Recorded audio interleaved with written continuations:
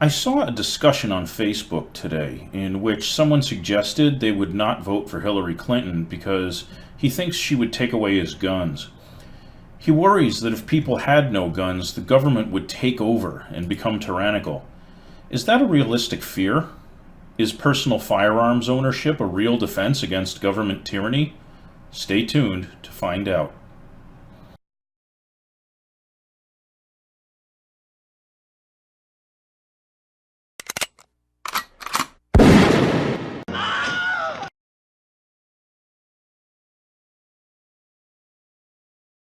Gun rights groups love to rally their supporters by using fear tactics. Their entire message seems to be that if you don't have a gun, you'll be robbed 20 times a day, and then the government will take over and send you to a death camp. Is there anything to those fears? No, there is not. And here's why. First, we can see clearly by simply looking at every other modern industrial nation on the planet that more guns means more crimes, accidents, injuries, and deaths. We can also see that fewer guns means less crime, fewer accidents, injuries, and deaths. There's simply no foundation to the idea that a society drowning in guns is somehow safer than one with only a few. Second, and more importantly, personal firearms are a useless defense against government tyranny.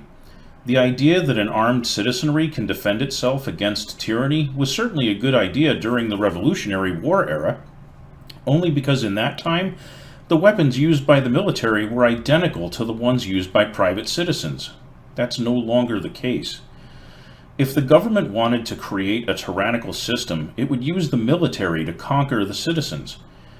Anyone who thinks their personal weapons would put a stop to that is delusional. The military has weapons the citizenry can't match. It has heavy weapons, tanks, combat aircraft, drones, guided missiles, and more. It has trained personnel, logistics, supply lines, and infrastructure. It has surveillance of the phone systems, the internet, and radio. It has spy satellites. A bunch of angry citizens in pickup trucks firing rifles and shotguns wouldn't stand a chance against that. They'd be slaughtered. Look at what happened when the United States invaded Iraq.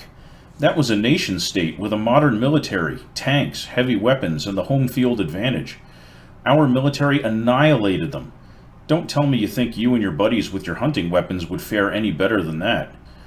It's also ironic because the same people who hold these fantasies about being able to stop the might of the United States military are the same ones who worship men and women in uniform, the very people they're supposedly preparing to kill. It's not logically possible to claim you support the troops while arguing for the right to prepare to kill them.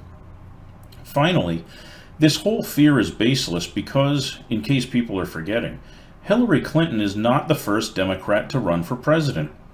Democrats have been president before, and they will be again, and none of them have sent the military to conquer you or hold you down while they raid your gun safe. So, is fear a great motivator? Of course it is. If it weren't, the right wing wouldn't use these scare tactics against its voting base. But the question to ask yourself is this: why are you letting the Republican Party and the NRA treat you like stupid, terrified schoolchildren instead of adults? Their use of jump scares and baseless fear tactics is insulting. Why would you accept that kind of treatment from the candidates and party you support?